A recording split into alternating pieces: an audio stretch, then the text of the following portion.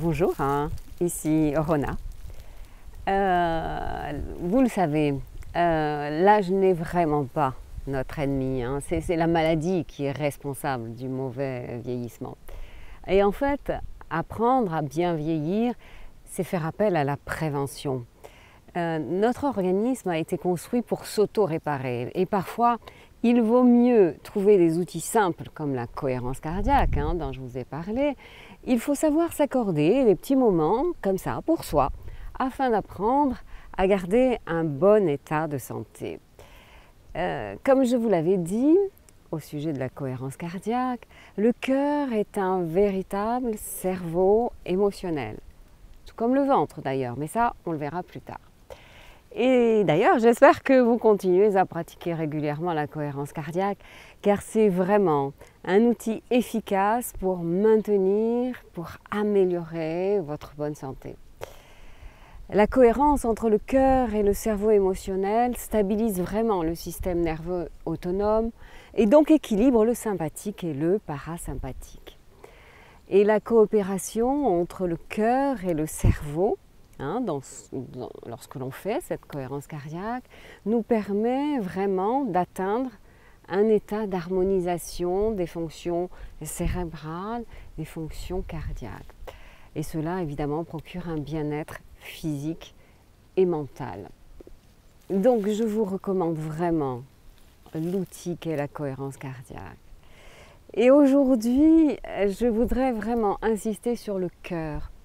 Car les récentes recherches scientifiques nous montrent bien que le cœur n'est pas seulement une pompe qui fait circuler le sang.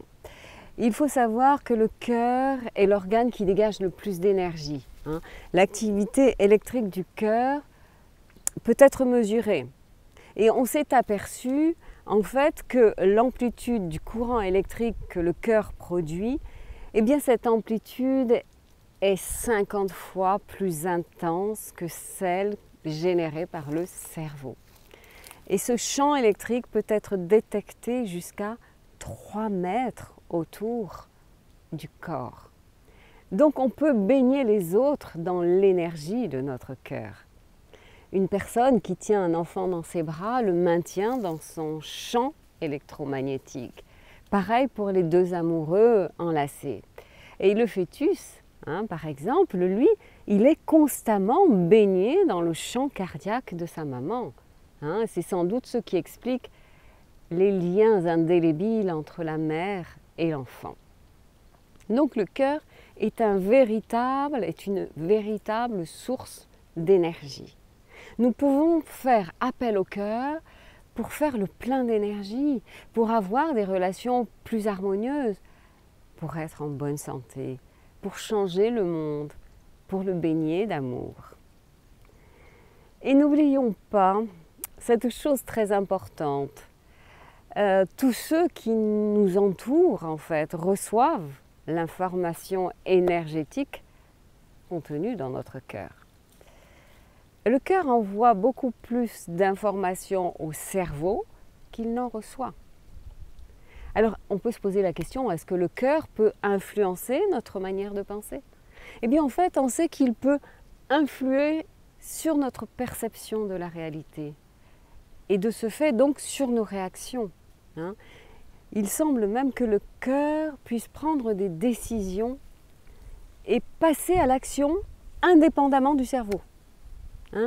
On pense qu'il peut même apprendre, il peut se souvenir, il peut percevoir. C'est vraiment très important ce que je suis en train de vous dire parce que ce sont les nouvelles recherches scientifiques qui le disent. On a découvert que le cœur contenait un système nerveux complètement indépendant, bien développé, avec plus de 40 000 neurones. Il possède un réseau complexe et très dense de neurotransmetteurs. Donc le cœur possède en fait sa propre intelligence différente du cerveau. Nous pouvons apprendre en fait à utiliser ces deux formes d'intelligence, l'intelligence du cerveau et l'intelligence du cœur, tout ça dans le but de vivre mieux. Le cœur sécrète des hormones, c'est donc aussi une glande. C'est le cœur qui par exemple, produit cette hormone appelée ANF. C'est celle qui assure l'équilibre général du corps qu'on appelle l'homéostasie. Et cette hormone peut aussi inhiber la production de l'hormone du stress. Et donc, produire aussi et libérer cette fameuse hormone de l'amour qu'on appelle l'ocytocine.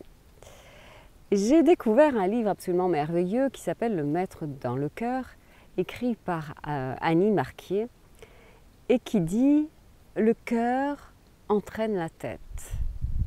Et oui, car souvenez-vous que les ondes cérébrales, donc les ondes du cerveau, sont synchronisées avec les variations du rythme cardiaque. Nous l'avons vu, ça, en cohérence cardiaque.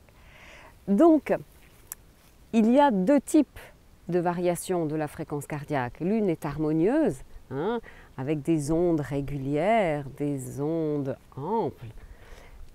Et quand on a de bonnes émotions, quand on a des pensées positives, des pensées élevées, des pensées généreuses, on a cette cohérence cardiaque. Et l'autre, eh bien en fait, l'autre est plus désordonné. Ce sont des ondes complètement incohérentes et surtout quand on a des émotions négatives, avec la peur, la mémoire, la méfiance, le stress. Et Annie Marquier, donc, va même très loin. Elle dit le cerveau du cœur active dans le cerveau de la tête des centres supérieurs de perception complètement nouveaux. Pour elle, c'est une vraie révolution. Et ce qui est extraordinaire, c'est que du coup, ces centres de perception interprètent la réalité sans s'appuyer sur des expériences passées. Et ce nouveau circuit ne passe pas par les vieilles mémoires. C'est génial, c'est formidable. Sa connaissance donc est immédiate, instantanée, et on a une perception très rapide de la réalité. C'est un potentiel incroyable, c'est une révolution. Et Annie Marquier le dit bien, le cœur est un organe intelligent. Dans mon prochain podcast, je vous dirai comment suivre cette voie du cœur, comment activer ce circuit du cœur. En tous les cas, sachez une chose, c'est qu'un cœur libre doit commencer par l'amour de soi, savoir s'accepter. Et une fois que nous avons apprivoisé notre être intérieur, eh bien, le monde extérieur n'a plus de prise sur nous. Et ça, c'est très important en vieillissant. Donc, il va falloir commencer par apaiser notre intérieur plutôt que de toujours chercher à l'extérieur. La voie du cœur est la voie royale pour y arriver. Notre cœur reçoit instantanément notre état émotionnel. Donc, il va falloir y veiller. Je vous remercie pour cette belle écoute et je vous dis à très bientôt.